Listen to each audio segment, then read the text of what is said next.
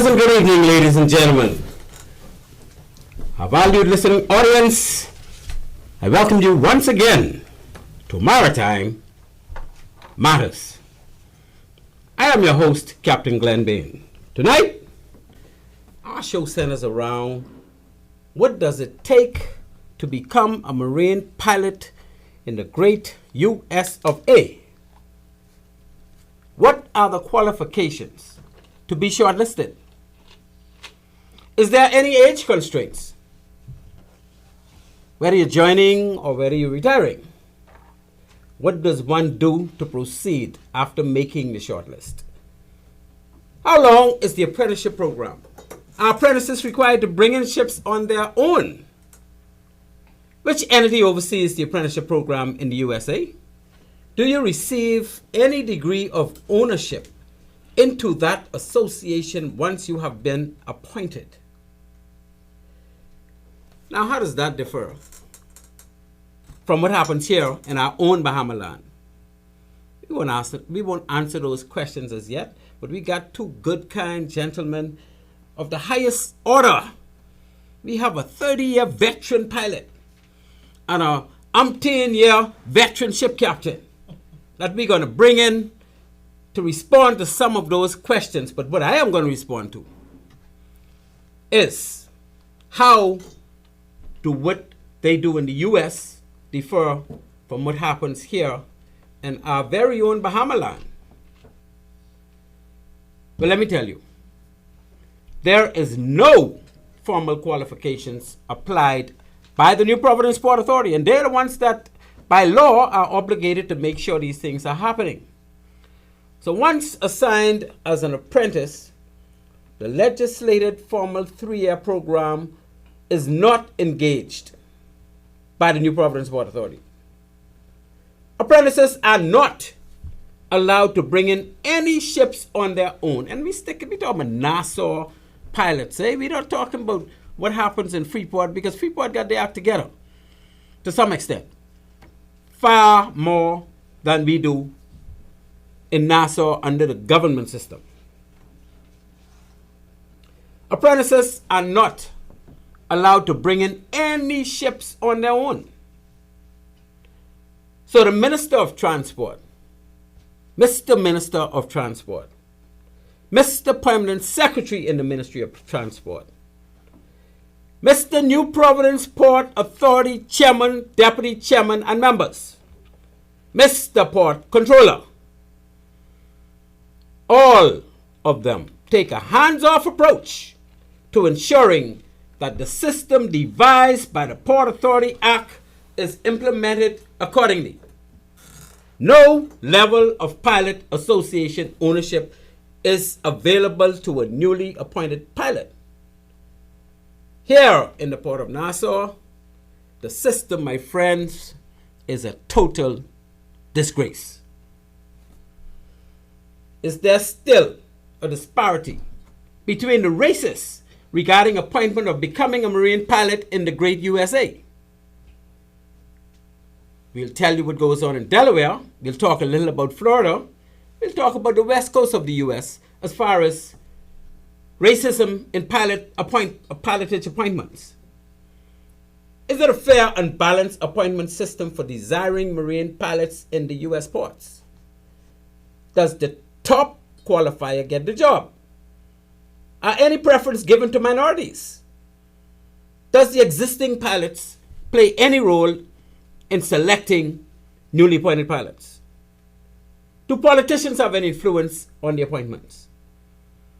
Does bribery and corruption find a place in those appointments? What needs to happen to ensure a fair and balanced pilotage, apprenticeship, and appointment system here in the Bahamas? The regulation provides that there be a system whereby the New Providence Port Authority will be the entity making recommendations to the minister based upon a well-structured criteria for desiring apprentices. Is that happening? I would say hell no, but you know it's a church man. No. It's not happening. What is involved in becoming a domestic commercial ship captain in the U.S.? Again, we will have that discussion with my lovely guests, and we will have answers. Is it based solely on the CFRs, which is the Coast Guard regulations for all maritime matters in the U.S.? Or is it based on the STCW Convention and Code, which is the Standards of Training, Certification, and Watchkeeping for Seafarers, internationally issued by the IMO, the International Maritime Organization? Or is it a combination of both of those? What are the different sizes of ships that certifications are available for? What type of institutions are authorized to conduct the training for persons desirous of becoming captains of commercial ships in the U.S.? Are those institutions regularly audited for compliance? Which U.S. entity regulates the maritime training institutions? And how would that compare to one aspiring to become a domestic commercial ship captain here in the Bahamas? Of course, we got the A-class and B-class licenses for vessels up to 100 gross tons through 500 gross tons. But do we have anything available for vessels over 500 gross tons? The answer is no. And why? Because we ain't getting it right. That's why. There are no STCW courses being made mandatory for ships venturing into the open waters. The Bahamas have oceans between the islands. The A license is only for any port area. The B license is for one specific port area. There's no license for ship venturing into the open seas. And I can tell you, because I know the rules, I know the laws, and I know what is not being applied. And feel free to call in and challenge that. I welcome any challenge on that. Institutions in the Bahamas that offer those A and B class courses are not being audited. Who's going to audit them? They're not being audited because there's not a system in place to have them audited. So they do what they want to do. People pass one little exam. Next thing you know, they're driving ships. Let's talk about that. The question is, what in good heavens are we really doing in our country when it comes to licensing people to take ships that take passengers and take freight? Loss, I say. Slack. That's what we are. Slack. Okay, let me calm down a bit and give a shout out to my good Auntie May up there in Freeport. 90 years plus and rocking steady. Good night, Auntie May. You know, we talked a couple of times yesterday. We talked today. Man, Auntie May, look here. I'm so happy that you be listening to this show. And you always tell me everything I talk about in the show. Auntie May, you got to stop. You know you're 90 and 91. Anyway, use my girl. Do your thing, girl. Our sponsors for the night show are One-on-One Pharmacy. And also Island Care Pharmacy. Yeah, the new one in Freeport. So we got One-on-One Pharmacy on East Street South. And the next one on Charles Sanders Highway. And then we got one in Freeport called Island Care Pharmacy. Same owner, my good cousin, Shantia McBride. And a lovely husband. And a lovely mother, Stephanie, running the operations in Freeport. Hey, Steph, what you saying, girl? So go to One-on-One Pharmacy. Let them know Maritime Matters sent you. And they may take a little something off that something. And everybody will be happy. We also sponsored by Bahamas Maritime Connection. Yeah, that's us. We offer a full slate of ISPS services. And you know the deal. Anybody who wants us, they know how to find us. Anybody who needs that kind of help, we're right here for you. To the listening audience out there, it is my pleasure to introduce you to the man behind the controls. Our wonderful producer. Ladies and gentlemen, I present to you tonight the insatiable, the man of the hour, the man with all the power, my friend, Lester Cox. Say drum roll. He is fully able, quite capable, the one and only, Mr. Craig Gibson. Yes, and he gives that royal salute. Present arms. That's how Craig is we can on up in here. Real military man. Boy, he ain't been in no force, but he's military. You're listening to Maritime Matters. On this show, we talk maritime. Maritime Matters airs weekly at 19:30 every Tuesday here on Love 97 FM. Purpose of our show is to highlight persons that made significant contributions to maritime in the Bahamas, and tonight, even maritime in the U.S. and the Bahamas. and to sensitize Bahamians of opportunities in the maritime sector. We also cover current maritime issues from the domestic and international maritime feeds. As you know, halfway through our show, we will open the phone lines. The number to reach us, if you want in on this discussion, will be 326-8255. That's 326-8255. Feel free to call us anytime after we open the lines. That will be sometime soon. You know, we got to bring in our guests and do the right thing and respect them. And we don't want you calling us too early because you may try interfere with our operations up in here. So we're talking maritime, people. You are listening to Maritime Matters. At this point, we move to our first break. And when we return, we will engage tonight's most special guest. We got a double punch for you tonight, people. So please, stay tuned. At Bahamas Maritime Connection Limited, we offer first-class maritime security services throughout the Bahamas and the wider Caribbean. As experts in maritime security, we specialize in production of ISPS assessments and plans, verification audits, certified familiarization training, and port security consultancy, just to name a few. Our services also include provision of a security force to maintain all required ISPS facility security compliance. For all your maritime security needs, visit us today in Nassau at our East Street South location or in Freeport in the Kipling Building. Call us at 392-3515 or follow us on all social media platforms. Bahamas Maritime Connection, your leader in maritime security.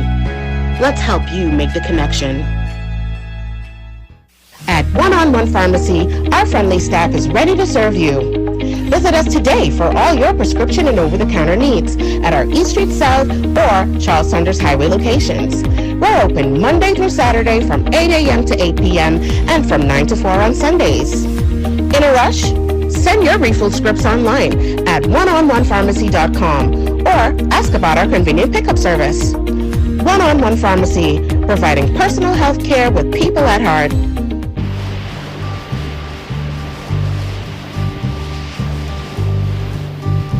And ladies and gentlemen, we are back. So I welcome you back to Maritime Matters. Without further ado, I reserve no hesitation in introducing tonight's special guest. And I say 1 times 2.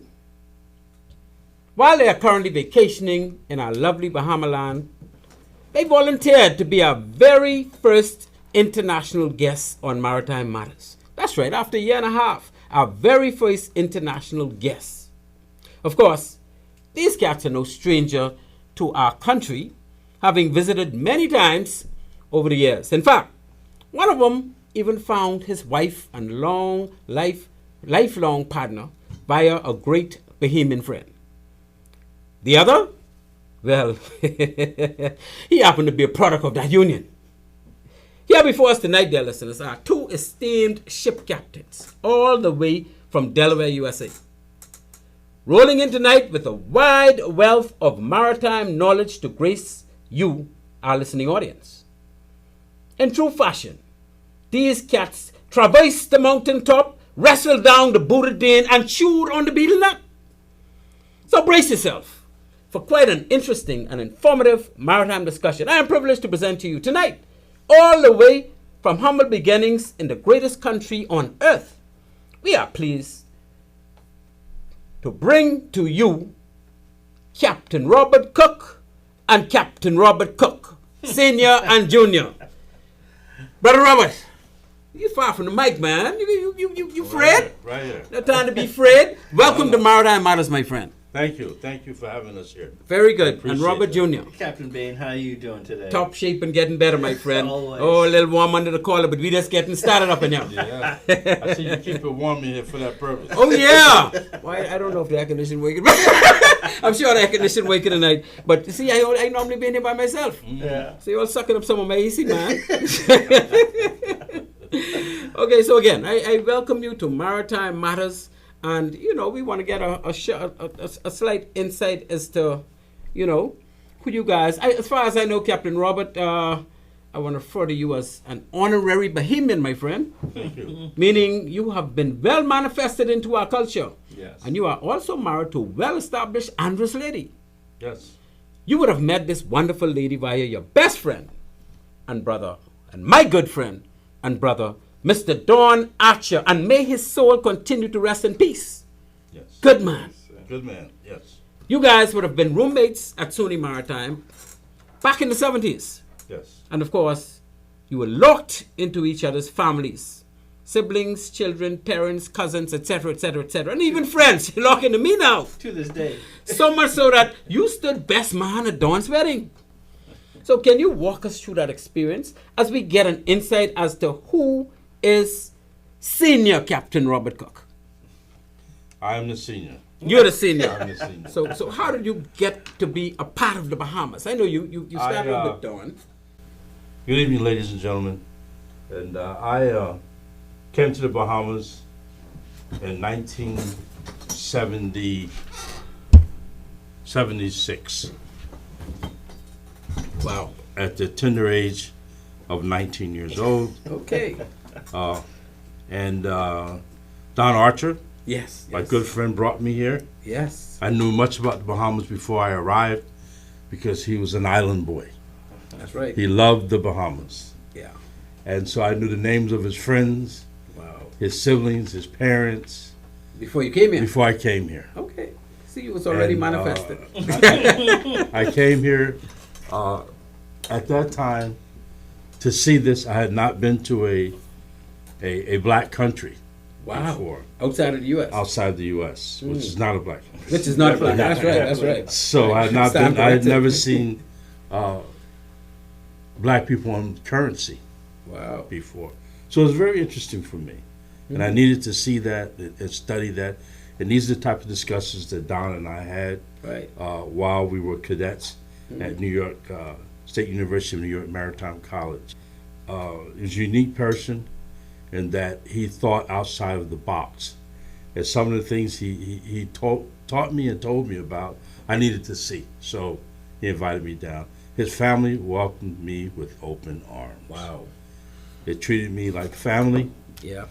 like a brother, like You're a one of us, son. man. You was always one of us. You just didn't know it. Senator Lockhart at that time Okay. gave me a set of coins. Right. He signed it. He said, "You're an honorary Bahamian now." So I feel quite fortunate, very, very lucky to have had this person pass my way in our lifetime. This doesn't happen often, but when you see it, you have to recognize it. Right. So we became brothers. That's right. That's Became right. brothers. I mean, his kin we Very still good. call family. We still Yes, call family. his children are my godchildren, and Yeah. so forth and so on. Yeah.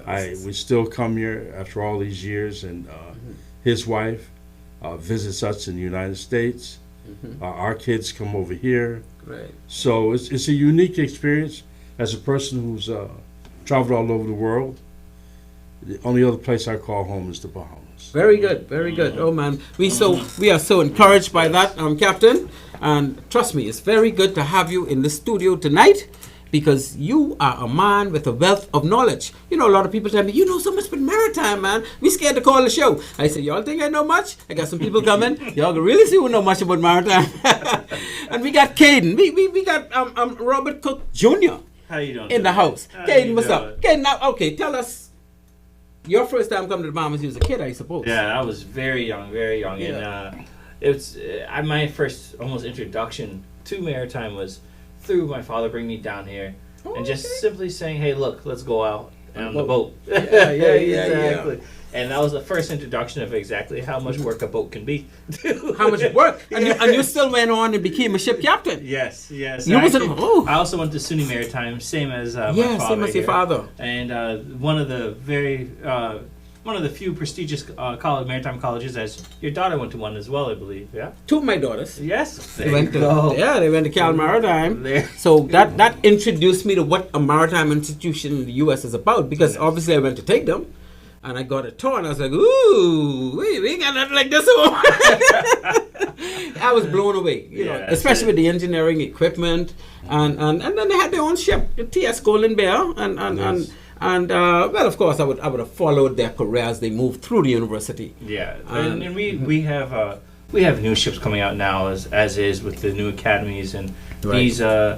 these are great opportunities, and I'm very blessed to be part of an organization such as the Maritime Organization that not many people know about. As you said, there's not a lot of people who really try to grasp this whole idea of a multinational commerce. That's right. It's And- so international and also so domestic and so very needed. Yes. Over 90% of the goods moved by sea is by move around the world is by ships. Yeah, so after I graduated the academy, I went on to sell deep sea Right. and ended up coming in deep in inland as well and starting to work a little bit inland, figuring out how the logistics of it all works inland as well. So when you went deep sea, what type areas did you actually cover on board those ships? You went across the Atlantic a few times. Yeah, Did you go through the Panama Canal? I haven't hit the Panama Canal, but hit the Suez Canal. Oh, you've been through the Suez Canal. Yes, and that was an Oh, interesting that should have ride. been an experience. It was. It was right after some of those green ship incidences over there. But Oh yeah, because Yeah.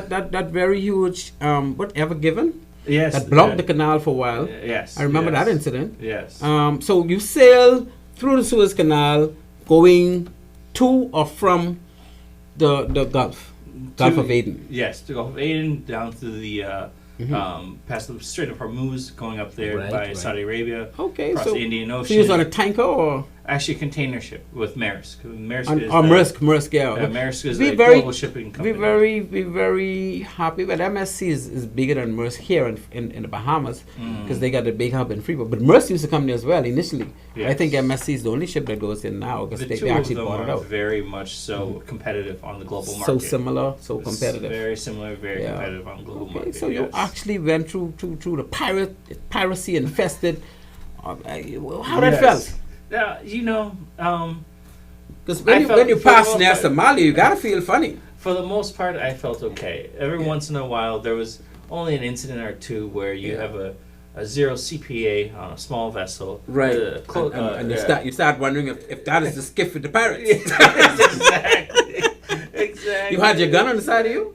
I can't say. Okay. You're not gonna tell us that part.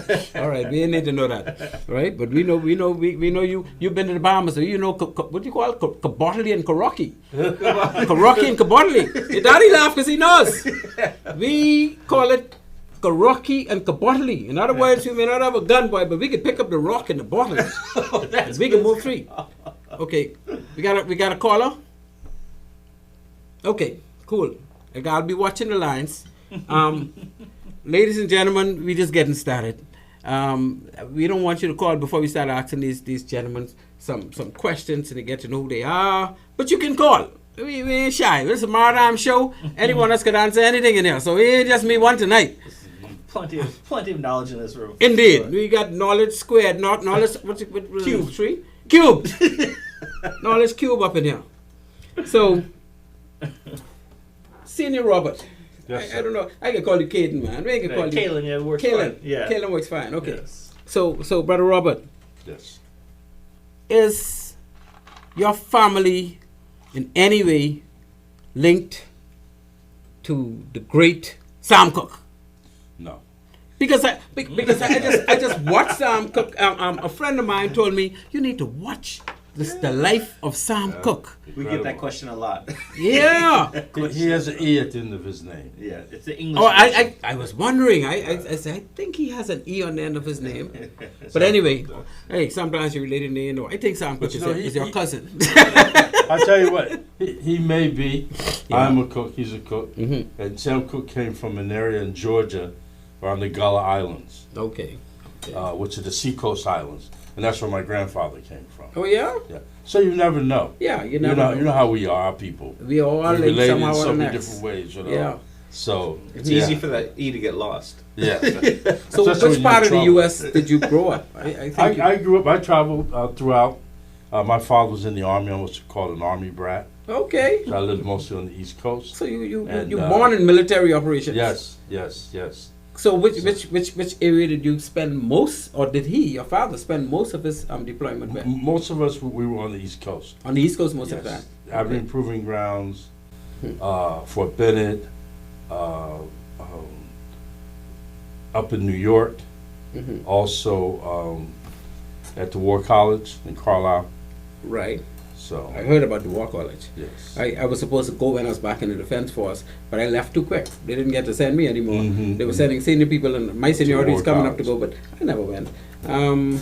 I think it would have been a good experience, I'm sure, Yes. because the rest of them said it was such a good experience. Absolutely. But so up until the time you went to SUNY, Mhm. you was basically just moving around Yes. from place I to place did with your the father. last 4 years of high school were spent in New York City. So I became a man, so to speak. Yes, yes. In- Yeah, well, in New- in those New colleges York grow City. you up quick. Yes, yes, Yeah. yes.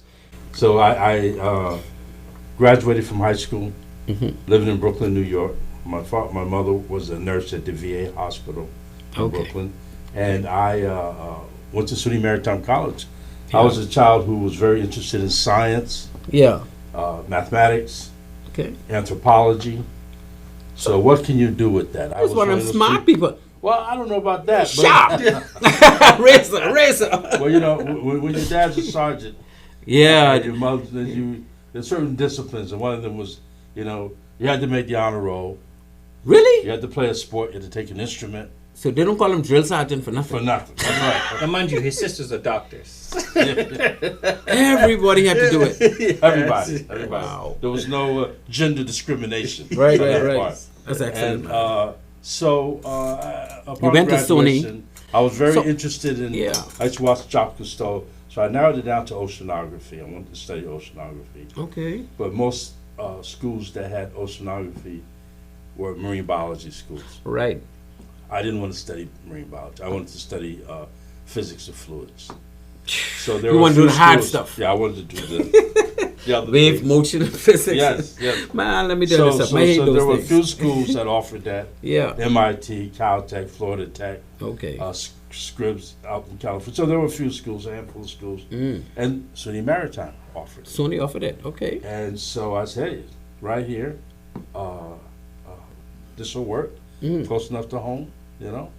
And so I went to Maritime College, studied physical oceanography and meteorology.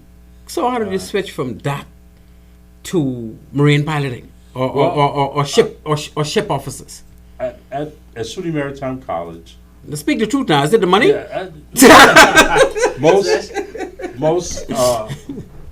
most colleges it requires about anywhere between 80 and 120 credits Yeah. for a bachelor's program. Right. And there at SUNY Maritime, it's 150 something credits Okay. minimum, and mine was almost 160 something credits. So it's a lot of school. So you already did most of the work Before I went there, with your degree, with your primary major.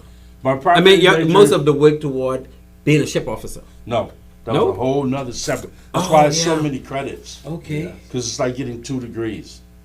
You know, my daughters told me that, Yeah. and I was like, man, get out of here. Yeah. You know, They're telling you She's the gone truth. through I'm it. not just doing the both have degree. gone We also They've doing been the through it. professional courses, and Yeah. Coast Guard is still That's right. get 80 and 90% in this. And, Yeah. and that's how these academies end up doing it. Is they, it's one thing to get the degree, it's another thing to get the license. Right, You have right. to do them both at the same time. So would they give you the degree if you fail a license? Yes, Oh, so Eventually. it's two separate. the two separate exams. So you could leave with a degree, but not a license. You do leave without a degree. You sit for the license with the U.S. Coast Guard. You get the degree through the college. Yeah. You get the license through the Coast Guard. Yeah, but you have Right. to qualify to sit for the license. Correct. You still have to qualify through the college to sit for the You license. just don't go sit. You have to qualify with time, which is the summer sea terms, Yes. or cadet observer Yeah. over the summer, and also you have a series of exams. Right. A battery of exams that qualify you. So you But must you pass take those that. before you graduate. Yes, Yes, those you take. you Those take are those part. before you take those before you sit for the license.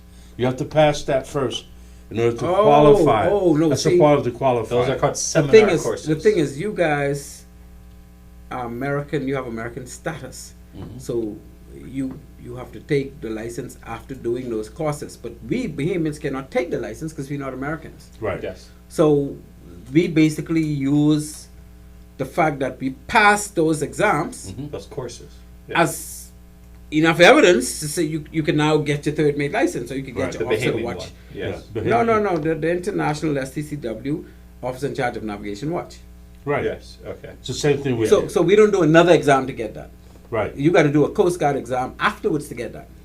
Well, After, I mean, outside of doing your exams at SUNY, yes. do you have to go to Coast Guard and do a state Totally board separate. or Yes. do you Yes. officer? Yeah, but we don't have to do that. Yes. I mean, we can't. We're not available to do. We're not allowed to do that. Bahamians do it in the States. Yeah, I was about to say. Bahamians do it now. They Yeah. actually No. go and, The ones that go They- to and they all- get a license from the U.S. the ones that go to the No, academy, they no. give a Bahamian license. They receive a letter from the United States Coast Guard. Right, saying they pass. Indicating that they've passed and met the criteria Right, for a right. third officer, third Exactly. mate, or third assistant engineer Exactly. license. Right. And you turn that over to your Maritime Authority. And they issue And the they license. issue you the License. license. So they still do take the exam. They Yeah, still take that final, the Coast Guard certification Yes, exam yeah. that you guys. The oh, 3.5, I- 4 day exam. Yeah, so it's a series of exams. Yes. Okay, Four- we saying the same. Yes, 8 hours each day. Yes. I'm with you. It's a I'm very with you. thorough exam. Yes. I know I had two daughters went through it. And they had me I'm sure you scratching my heard head. I was like, I wish I could help you guys. I'm sure. Well, you know, when I arrived, there were 2 Bahamians there Yeah. at SUNY Maritime.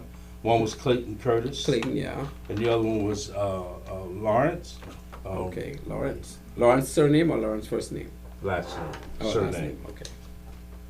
Yeah. And they were excellent students. They represented the country well. Yeah. They did a outstanding job. They left their mark. Clayton was the band director, Was Clayton an engineer or deck Deck. cadet? Oh, He's he's deck deck. as well. and he also came at 16. He just turned. I think he just turned Wow. 17 when he arrived. Oh, Clayton? Oh, he's very young. He was one of the youngest ones ever. Okay. Clayton was his last name. Curtis. Yeah, Clayton's a good guy. Clayton has really been in and out of our Freeport maritime system at the port.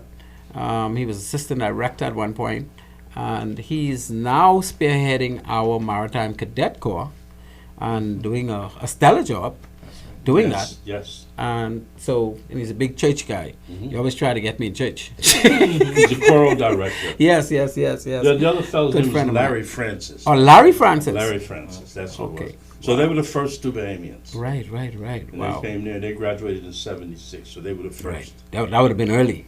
Yes. Because Don would have graduated in the 70s as well, eh? He graduated in 79, Oh, 3 years later. yes. Okay. I'm Yeah. surprised you guys are going first names because the academy everyone calls you by your last name. I know, but there were so few of us,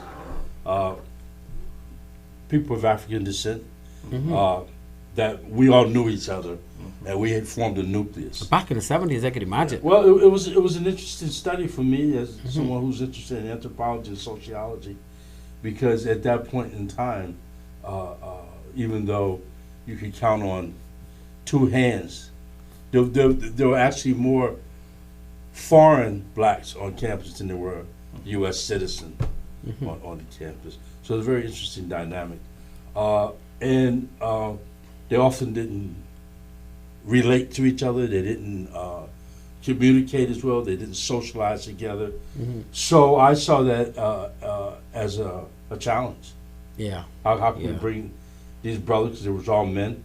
We didn't have women at the school until 1974. Oh, And well, that's not long after you got there. no. That's like a year later. By the time I was coming there, it was the same time I was coming. That's right. That's Yeah. right. So you brought the girls and you brought the Yes, black fellas yes, together. Yes.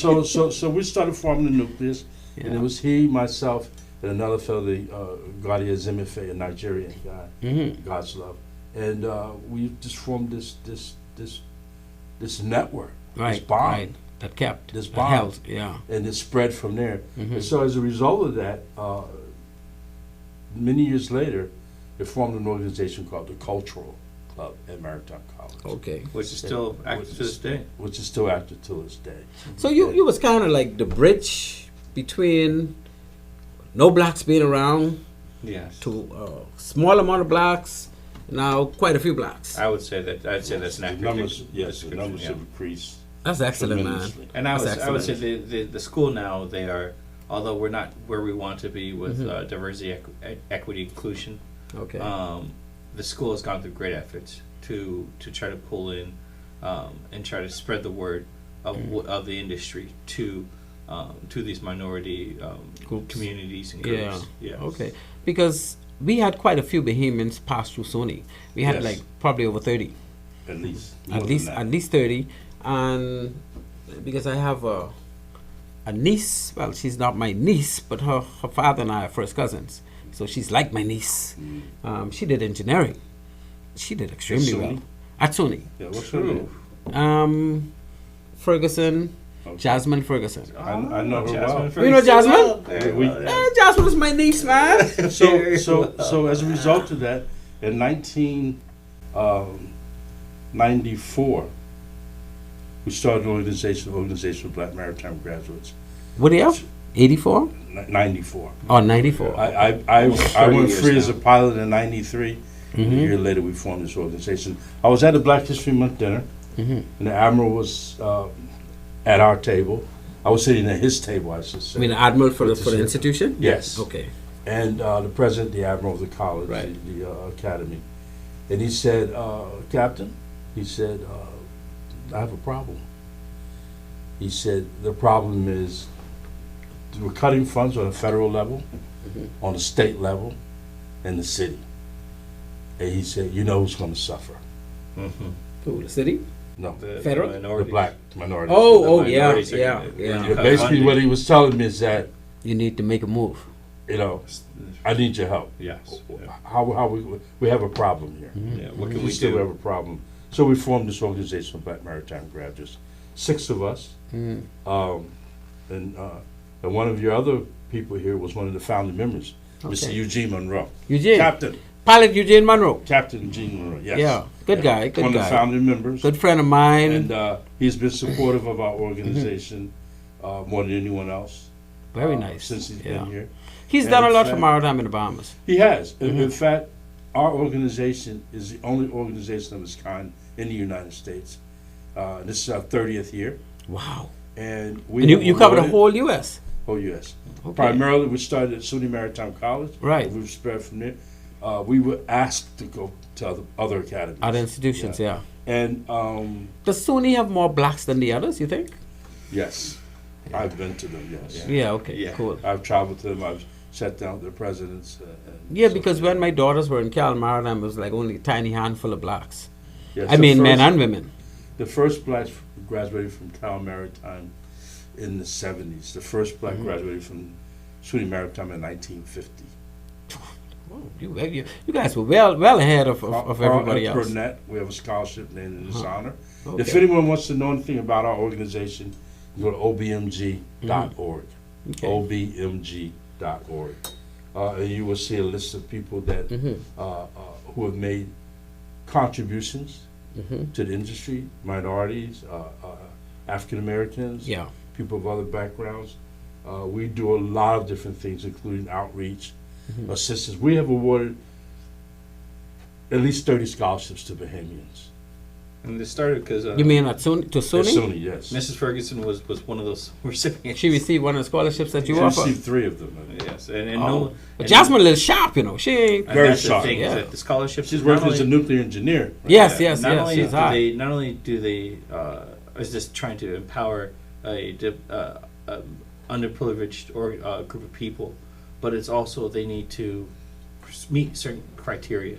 Right. You know, these right. students are meeting 3.0 to 4.0 standards. Wow. You know, So, these yeah, are gotta maintain a really Yes. high level. yes. So how come you offer this to Bahamians as well? Because I'm kind of obviously it's an American initiative. So how come you offer it to all nations or only Yeah. Bahamians and Americans? We offer to all nations. Bahamians just happen to be the ones who receive more. But first of all, He's smarter than everybody else. Yes. Is. You said the best and the brightest. Yes. Yeah. That helps Which too. is very good. Very Yes. good. It's We outstanding. got a caller. Caller, I see you on the line. We'll be with you in 1 second. You see the best and the brightest for the Best and the scholarships. brightest, yes. And they come to this. They show up in New York. Yeah. Many of them have never been before, Okay. or even left the Bahamas before. Yeah. And they need some mentoring. They need some guidance, and also financially, Yes, they need the they're support. strapped. They need Need the support. support, yeah. And Because Jasmine, like us, we broke. yeah, and many of the no other organization offers scholarships to foreign students in maritime. Except for us. Wow. Let me just get this phone line. Caller, you're on Maritime Matters. Thank you very much for calling. Hi there. Good evening. It's Misty Bain calling. Good evening, Lady Misty, and how is you? We are fine. We are fine over here in San Antonio. Very nice. Calling all the way from San Antonio. How nice of you. And what do you have to lend us from your great mind tonight as far as maritime is concerned, particularly these two great captains, Nice to hear one from being you. a pilot, and yeah, go right ahead. Let's hear you, girl. Well, I just want to say good evening to your listening guests as well as your guests in studio. It's been a great show so far. Always good to hear from other professional seafarers.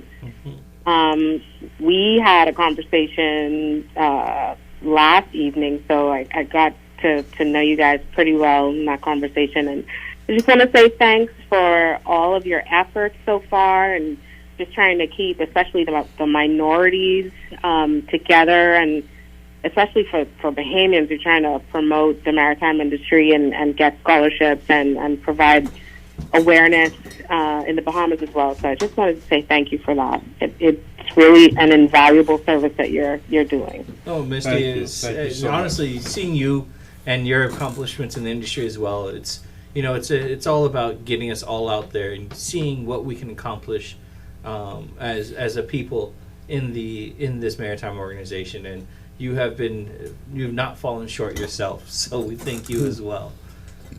Well, when you Thanks. succeed, we all succeed. Yes. Yeah, and Misty, Exactly. did you realize, like I just did, that the initiative that Captain Cook and his team did was able to help Jasmine to attain a scholarship at SUNY?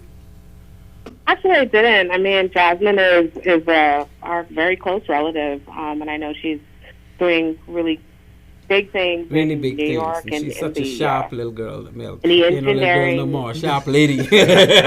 She's married. now Sorry, and Jazzy. everything. She's married. That's right. Her husband graduated That's right. He graduated from SUNY as Maritime well. as an engineer as well. Yes. I know them both That's quite That's well. right. Yeah. That's right. And Yeah, it- well, and well it's thank you for that. I'm interesting. sure she's forever grateful as well. Yes. Oh yes. yeah, we She still is, talk yeah. to them frequently. We see them on occasion. Mm-hmm. You know, we network together. You know, I'm president of the organization and the co-founder, and the dream, the intent is to create a network, a forum, if you will, where young people of color, people who are a part of the African diaspora, or those who want to partake.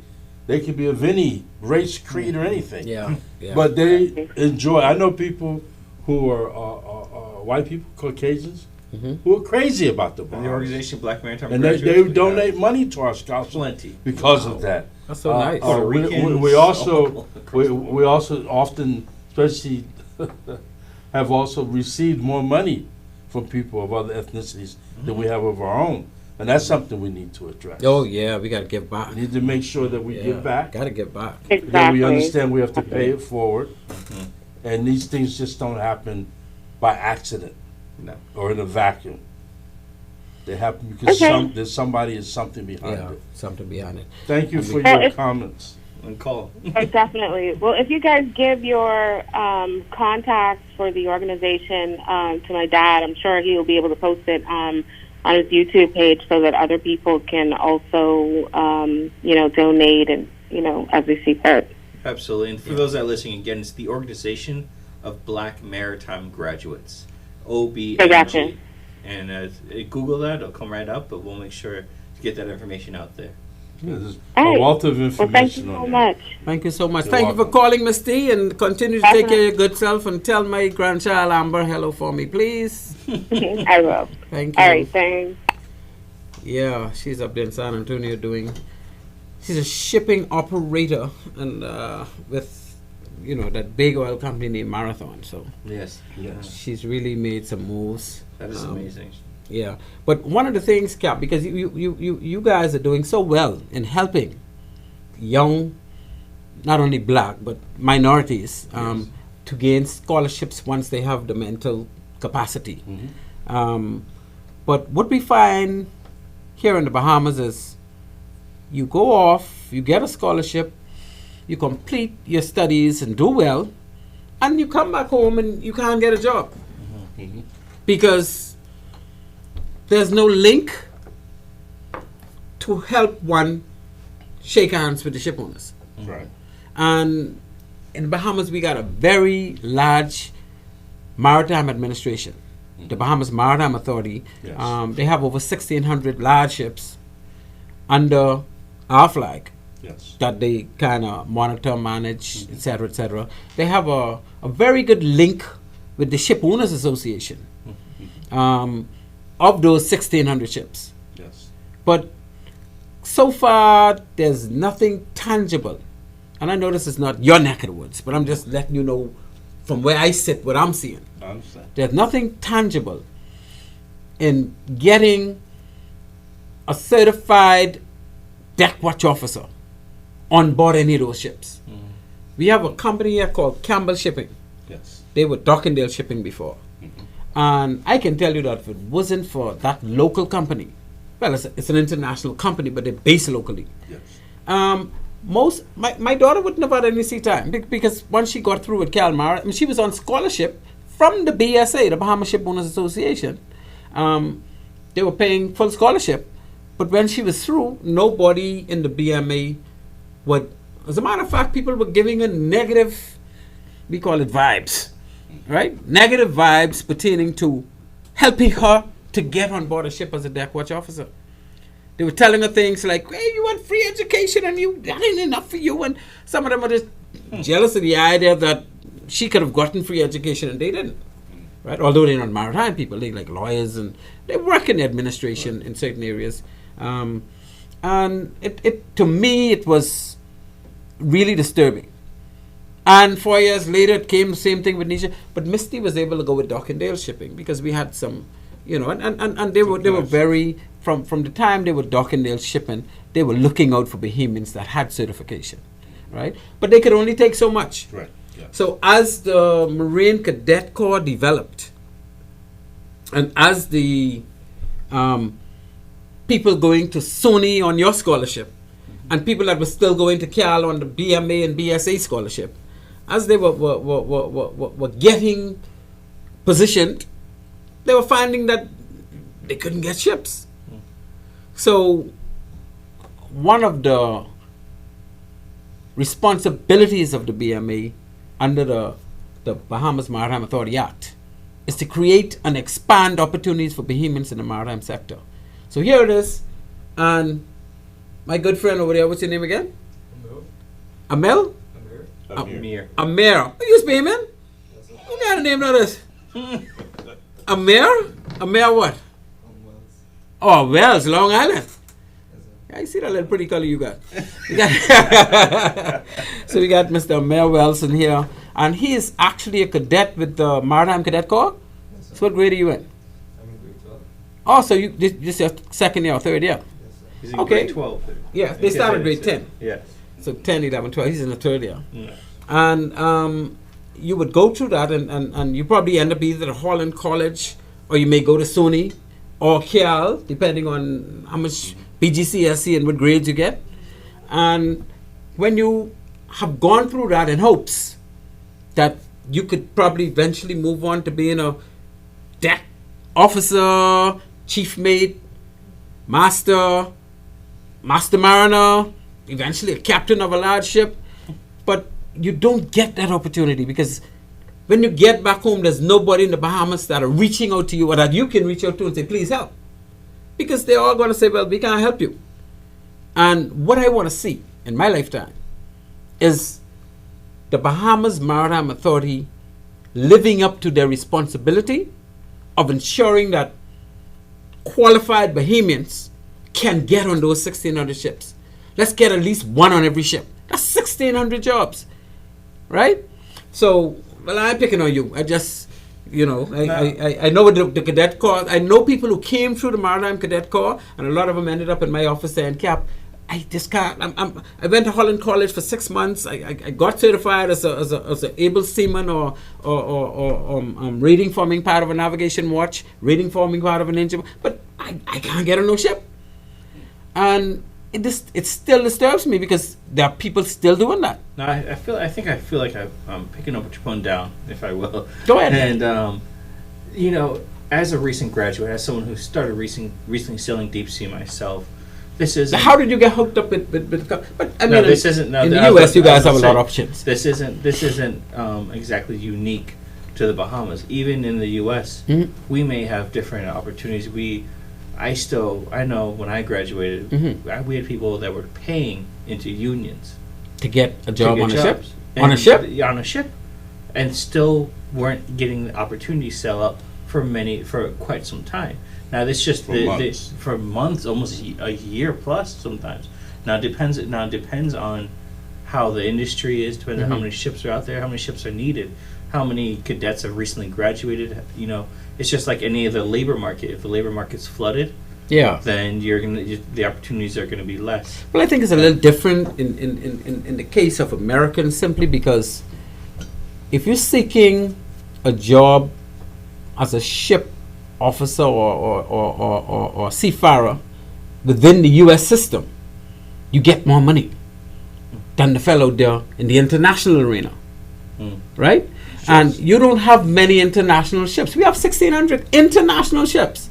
Most of No, your ships those- are American ships. Yep, but those ships are on the registry. They're on the Wow. registry, yes. Right. And we have a link with the owners. Yes, yeah. That link, that registry, that link does not guarantee employment. I believe that's what he's saying. But we have an obligation from the entity that registers those ships, the entity that have engagement with the Ship Owners Association, right, to provide and expand opportunities for Bahamians in the maritime industry. Is So that I'm just is that a saying that they can contract? reach out. No. yeah, The ship it's owners, a the ship owners don't have to say yeah, Right, that's my point. but it doesn't mean that they may not say yeah, Right. I right? understand. But I need to know what you're doing to see if they will say yeah. Right, I understand. I Not you, but understand what you're saying. but the No, Bahamas no, Maritime We have the same and we had a conversation minister. with Jones Act all the time. Yeah, but Jones, see, the thing is, you guys got a lot of qualified people in right. the U.S. And we also have a lot of rivers. We don't have a lot of qualified Bahamians in the maritime. We don't even have a lot of Bahamians who want to sail. Right? And then the saying is, oh, Bahamians don't want to sail, you know. But my thing is, what about the one or two who does want to sail? Where are they going to get the opportunity? Let's get this opportunity. Let's form a pathway. Yes. And we had a minister by the name of Glenn Martin. I never forget. She told me, she said, Captain Bain, we are making strides. I have a meeting with the ship owners next week. Last day I met with them, two of them told me that they are prepared to take Bahamians on the ship. They're going to give them, priority. And once the Bahamians prepared to accept the salary that they pay, because they have an international rate, Right, yes. they will take the Bahamians. And I mean, next thing you know, she was no longer the minister because the government changed.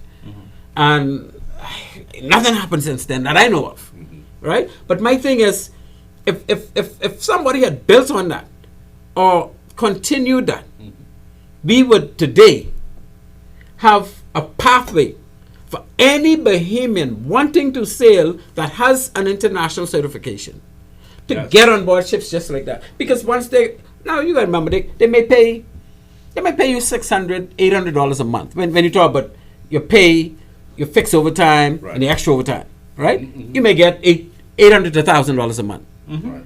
And if you're at sea for 8 months and you're getting $1,000 a month, and you don't have to spend hardly any of that, you may spend 10% on a couple of beers if you drink. And God help if you don't drink because you ain't need to spend nothing. Right. If the ship feeding you, They still they're do. giving you We overall. call it sea bucks. Right? Yeah. So after your first deployment, you got $6,000 sitting in the bank. Right. Yeah. That's enough to pay down on a car. Yes. After your fourth or fifth deployment, you get enough to pay down on a house. Right. So who can beat that? No, Well, that's my selling point as well, is that, you know, as you just said, you don't have the cost of living expenses. No. The shipping company is paying for that. You don't even have to carry your Okay. girlfriend to lunch. So exactly. But on some ships, they even give you work clothes and boots. and Indeed. everything. Yeah, they give the full 9 yards, So- especially the tankers. So it is an opportunity, but how do you engage young people so that they understand and see those opportunities? That's the question. The problem is not them because I've been around to schools over and repeatedly. I got a lot of interest that people join the Maritime Cadet Corps because they want to get into shipping and maritime. But like I say, when they go and get their certification and they come back home, they meet dead ends. And I would say it's the There's last- nobody to let them through the horse pipe to say, okay, I got some fresh air, now I can work on the ship. Right. Let me put it this I way. understand. I agree with you. Let me put this. The first time even with the U.S. license, first time I sailed deep sea was not on my U.S. license. I had to look around. I had to find. First time I sailed deep sea was on a Maltese license. And transferring a license from one country of convenience, like the Bahamian one. We ain't no country of convenience now. Oh, We're not a sorry. flag of convenience. Sorry. We're open registry. Open registry. My mistake. Sorry. Convenience my foot. Sorry. They don't like Open that. registry. Open Yeah. registry. Thank you very much. Like Panama, like Malta. Yeah, I transferred my license to a Maltese license just to sail deep sea because I couldn't get a job in the U.S. As a U.S. holding a license person, the market just wasn't right at the time. But again, And you so- have no institution that is obligated by law to create and expand opportunities for you. Yes, we do. Which institution is that? Oh, we have Federal Maritime Commission. There are a number of different agencies. Wait, Maritime Commission, Marat, which yeah. is government, Government. government. Yeah. and they have the Yes, they're So- obligated to make sure. Listen, in the U.S. there'll be a shortage. of yeah, because you have so many qualified people. and also we have a lot of domestic shipping. Yes, Called inland yes. waters. Jones Act, you got a lot of that. We have more canals than any other country. Yes. You know, and New York State has more canals than many New York countries City have- have canals? just New York State. I thought it's just All Mississippi up north, River. going up to the Great Lakes to the St. all through Lawrence. the Great Lakes. Really? Yes. Yes. Oh, you got a big inner Exactly. waterway. Yeah. I mean, huge. The infrastructure's huge. But you know, do and have a talking lot about- of commerce. I mean, it's just the ships stuff got to move around. Exactly. Yeah. Right. Yeah, but we also have an intermodal system Yes, that you don't have here. railway. Well, we don't. We have no real shipping in the Bahamas. But the Right. thing is, we But got you a don't lot of have ships rail- on our flag. You don't have railroads. You're not shipping stuff by rail, bringing them in by this way, that way, and then ship them out by But the rail. railroad, yeah, too short. We only got 7 miles. Exactly. 7 by 20. Exactly. That's That's my by point. 21. Yeah, 21. That's Right. right. That's my point. Go ahead, Right. because the country is what it is. Yeah, but You know? that's why we need, and we question got a is, lot of domestic vessels as well, Yeah. right? Yes. That's Yeah. good. But Yes. our domestic fleet, because I mean, unfortunately, we need to improve that too. I could talk to you about that for a little while, but what we need to do with that is just like how everything is coming out of the U.S. into Nassau and then going to the family Right, islands, yeah, yeah. they need to go direct to those family islands. Cut out Nassau, right? Right. And we got enough vessels to do it. But those vessels that we have, they all need to be what you call Caribbean coded. They're not soulless vessels. They're under 500 Right. gross tons, right? Cargo ships. They just need to be Caribbean coded, meaning they could go into the U.S. and the island that they service, what we call the mail boat or the mail bag, Yes. because government is subsidizing them to go to certain islands, because you know some islands wouldn't have any boat because they can make a profit. So the government is subsidizing them with what they call a mail bag, which is money, and they go into these islands, but only from Nassau. They don't go to the U.S. and take freight directly. Tropical shipping brings in everything here. Right. Yeah. Well, I don't want to, what I'm saying is we got shipping companies Yes. that floods Nassau and all the mail boats, but then take them from the stores in Nassau and take them to family islands. We really shooting ourselves in the feet. Right. Because if those vessels that go to those family islands would make one trip per month to Florida to take on freight and carry directly to that island, the people will save so much more money, and it's only a matter of setting it up. Yeah. And we got to make that happen. It You does know. seem like that's coming, and it seems like some of these islands are up and coming from what I hear. Well, the islands are, there's a lot of development going on, some of the like Exuma. Well, most of the islands are up, but they all have people. And they all have a mailboat. Yeah. And all I'm saying is if that mailboat would take just one trip a month to come directly to that island, the people who has the little stores and the people who are doing the construction and whatnot, they could bring in all the bathtubs and this and that. And once they can come directly from Florida to that island, they cut out the middleman, they cut out that extra going into Nassau, coming back Cut out. down fuel for sure. They cut out fuel. It'll be a win-win for everybody. But the problem is our boat owners are not to the level yet where they realized their boat could be multi-purpose, right? All you need to do is get a surveyor to get it, and we don't even have surveyors. We don't have surveyors, not even for Caribbean Coast. Well, I could do it, and we got one or two other people who can do it. But we should have a litany of surveyors. Yes. People who finish SUNY, people who finish Calmara. They could do small bird. One small bird survey course probably for a year, and they could be surveyors, and eventually they could move on to be inspectors of Bahamian, those 1,600 ships, and they could go worldwide doing ship inspections because it's no big deal. We had people, university graduates. I was actually discussing that very matter with a surveyor who was a member, he sits on our board of directors, born in Puerto Rico, U.S. citizen, Right. and he is a surveyor. He has his doctorates. Okay. Graduated from SUNY Maritime with Clayton Curtis and those guys. Oh wow. Way back. And he sits on the board of directors of the Organization of Black Maritime Graduates. He's a professional surveyor, and he's done it for the Navy. He's done it for commercial vessels and boats. So that's a novel idea, and that's something he and I have discussed that I think would work here. I think that if you have someone like that coming here and training surveyors, teaching them, giving them the year course that it takes to be certified, of Yeah. course, by all means. Yeah. It But makes I did my course online about 20 years ago, Mhm. right? It's not difficult to do, because once you graduate from one of those institutions, it's a matter of just doing a course. You will pass, right? And the thing is, we've had probably over 50 graduates now from those institutions. yes. Not one of those graduates worked with the Bahamas Maritime Authority in their technical team, right? It's a bunch of foreigners.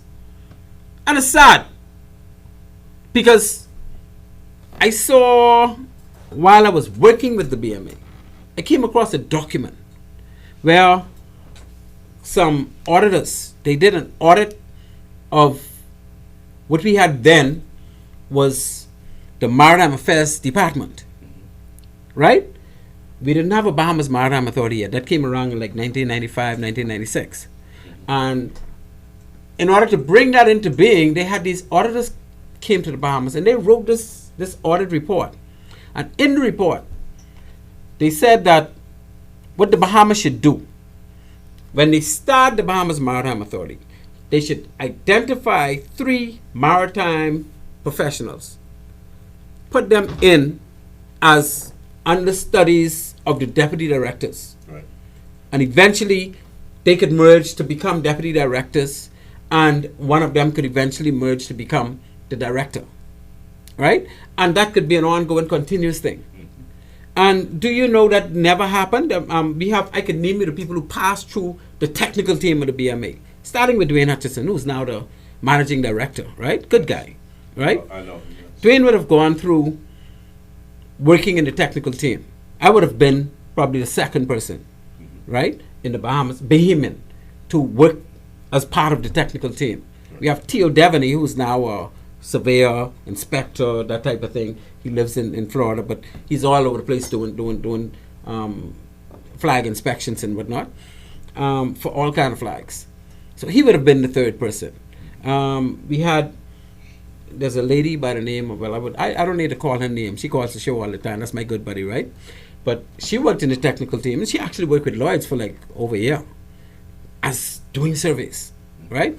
And it's about 5 of us, right? Herbert Bain would be another person who had some insight, never worked with the BMA, but he did some courses and inspections and that Right, type of thing. right. And he's now an authorized nautical inspector for the BMA, Yes. right? So we have a handful of people, but we could have had 10 handfuls of people. And the BMA wanted to do it, you know. They wanted to do it a couple years ago when John Mervyn Jones was the director. And he sent myself along with Dwayne Hutchison to the Defense Force Base to speak with the Commodore. And I ain't call the Commodore name at the time. Silly guy, right? To speak with the Commodore about having Defense Force deck officers rotate into the technical team in London. They do 2-year rotations, ongoing, so you will always have 2 of them there, learning about inspections and surveys and manning and all the rest of that good stuff, right? Right. And the Commodore at the time didn't give us a time of day. didn't want to see us. He turned us over to someone else. I'm not hearing them. It's like the stupidity in this country, right? Opportunities like that. Do you know today, if that had happened, how many surveyors we would have had in uniform? Inspectors, they could have been port state inspectors like myself. I came out of the defense force, right? I didn't have a flashy background to start doing port state inspections. But, just through pushing myself in certain areas and doing a lot of courses, I was able to do it. You persevered. I persevered. Same thing with Herbie Bain, same thing with Theo Devaney. We had to really step out of the box to be able, and this, it shouldn't have to be like that, because we have so much potential in this country. Yes. With people who have done those institutions, people who have done defense force, military training, know how to be a naval officer, so they know navigation, they know all of that safety stuff, right? They just need to legitimize it. Well, you also need the business side. The big issue that we have and that we've encountered is that when you bring naval or Coast Guard officers into maritime, it really takes them a little while to speed. Because someone's used to telling them everything, what to wear in the morning when they get up, what uniform to wear, what time to be somewhere. So their day is already constructed. So it takes some time for them to grow accustomed to It civilian takes life. time, but I can tell you that the captain on board a Coast Guard cutter, right, moving into being a deck officer, that's going to be a breeze for him. It was a breeze for me, so I know. Because I did my training at Dartmouth in England, right? 1 year. We did coastal navigation, celestial navigation, we did all that stuff. So when I went to Marine School in Fort Lauderdale, to pass the 1600 gross ton course. Went to the Star Center. Well, I went to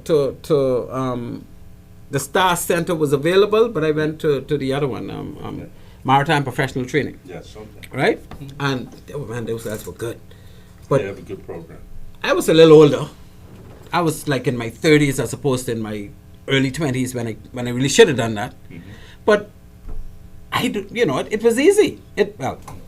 I worked hard because I was a little older, so I had to, after class, go to sleep, get up at midnight, go back to sleep at 6 and go back to class. Right. I did that. The younger guys like Herbie and Charlie, it was a breeze for them. And they must be a little smarter than me. I don't know. Why is this little older than them? But in any case, I'm saying that it was no big deal for a person with that background. Absolutely. Right? And so The foundation's already been laid. And so today, as we speak on the show, there is not one Bahamian right now in the technical team of the BMA. Because there's none. They're not trying. I don't know if they try. And they wouldn't hire these people who just finish maritime school. So Because they don't want to pay them. I don't know. It's just stupid. Yeah, that doesn't. I don't understand. It's just stupid. There's no real drive to get people exposed from that level, and you will get exposed. That's how I got exposure, by working with that team. I actually did port state inspections. I did small boat surveys. I dealt with safe manning documents, making them up. I know all the ship certificates. I know, well, I did a course with all the conventions, the SOLAS, the MARPOL, the SCCW, It's load interesting. line. It's interesting. Yeah. I see. It seems like when people do get exposed to it, there's like a light bulb that turns on. We call it. They see the opportunity that's there, like I did, like your daughters did. Yeah. You see you get exposed to the opportunity, and that's where I think that the Bahamas and also are up in the States where we need to continue to focus is figuring out how to continue that exposure. Because like you said, once that exposure is there, then people start to catch on, and it's not just and you can't just breeze over the exposure. It's to get into it. Get into what this is, what the opportunity is, the socioeconomics behind it. The paths that can be taken beyond just deep sea. Looking at how you can be some sort of inspector or anything. A surveyor. You get a handful of or a director, certified ships officers coming out of these establishments, right? You get a big handful of naval officers in the Royal Bahamas Defense Force that can readily be tweaked by working in certain areas to understand. And the thing is this: in the defense force, these guys are told to drive patrol boats, sometime over 200 feet long, right? And there's no certification. They just tell you drive the boat, you drive the boat. Right. And when you leave, I left the defense force after 18 years. And although I could have driven any ship I've driven every single one of them that they had at the time, I was not licensed to drive a ferry boat from Nassau Harbor to Paradise Island with a passenger. No, that's not uncommon, though. You see that in the States, too. That's Yeah, everywhere. but it doesn't need to be like that. That's what I'm saying. That's Because that's a hard thing to try to change. I'm not You're sure. talking I'm about- not sure it's hard. Those are two very different and large government organizations, Yeah. and that they although they may work together frequently, they hold different standards. They have different training, different mannings. different everything. training. But I'll tell you what they do in different Jamaica. manning, I'll tell you what Commander Brady did in Jamaica. Mm-hmm. He opened the door for any of his officers that wanted to sail, so that they can solidify their deck officer license. And some of them went all the way to Master Mariner, and they would continue to get their pay while they're at sea.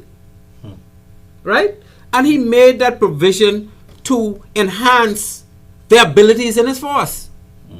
So my thing is, it can happen, That's interesting. Absolutely happens. and in it has the- happened. That's It happens. interesting. But it just ain't happening here because nobody cares. Well, the people have to be educated. Again, that's what our organization is about. It's about educating people to the possibilities of what is or what can be. And opening the Yeah. doors. Well, the doors. Doors ain't open now.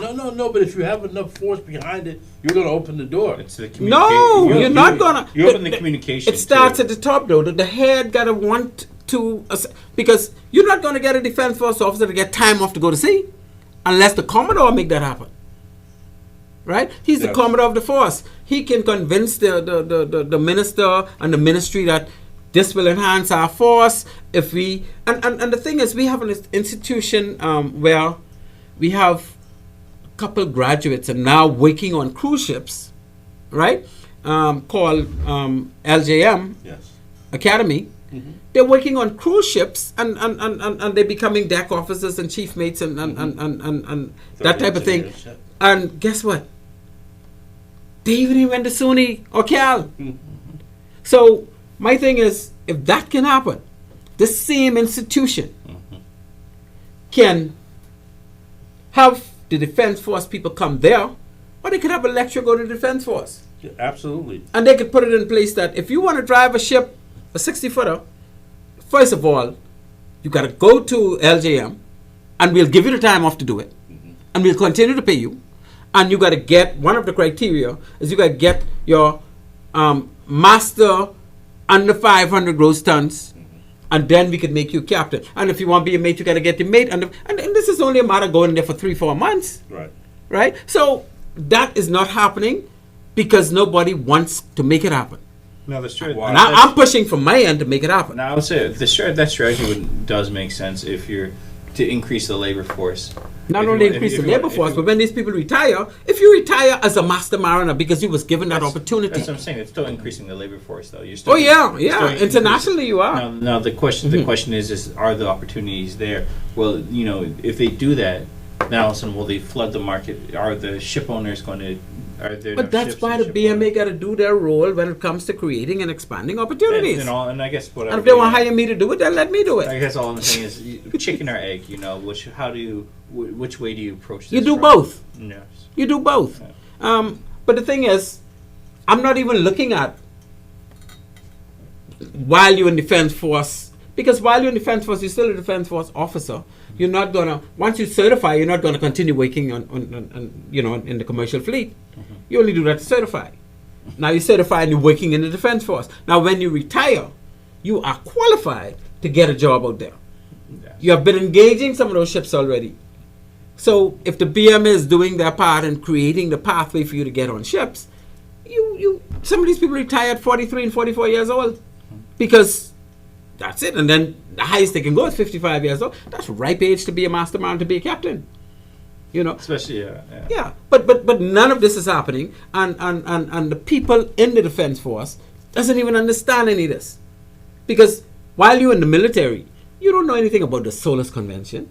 Your ships are not surveyed. No, they're not. You don't need no license. Your crew are not licensed.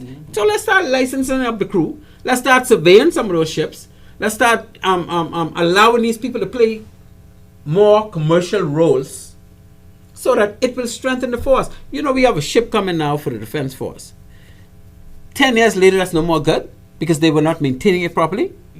You know, we never had an engineer officer certified as an engineer officer in the defense force running engineering.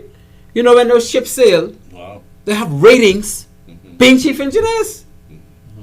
No, officers sail as engineering officers. And they expect things to be cool as far as maintenance. It's just not going to happen. Right. See, the U.S. Navy, a lot of young people who go into the Coast Guard or the Navy are facing the same situation Very similar. in the States.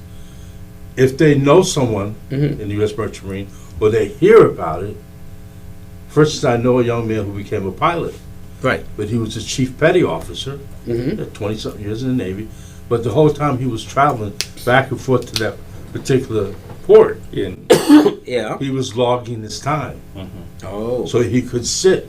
But he had to want to do that in order to seek the information.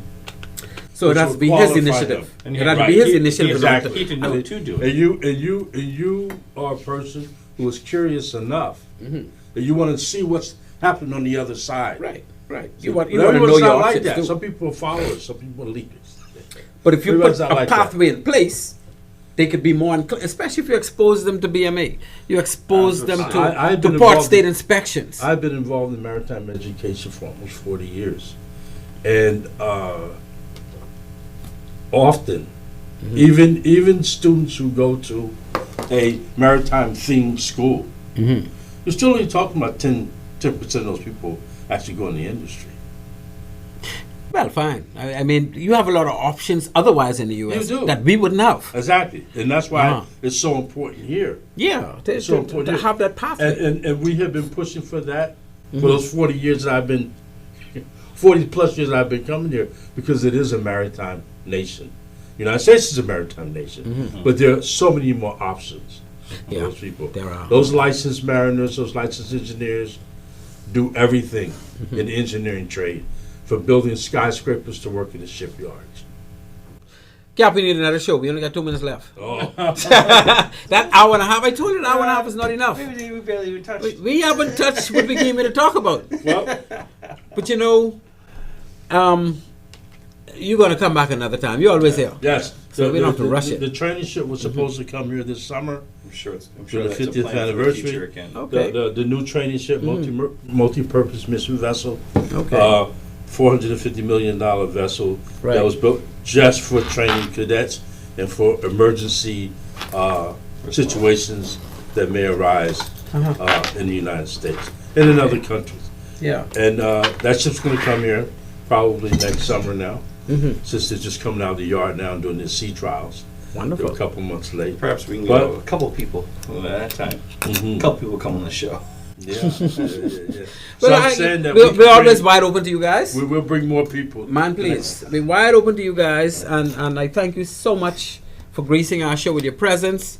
I know you're on vacation, and we teething some of your good old layoff time. Bahamian sun. We're enjoying ourselves. Yes. This has been very nourishing. Yeah, but you teach me how to drink some Calyx yesterday. Yeah.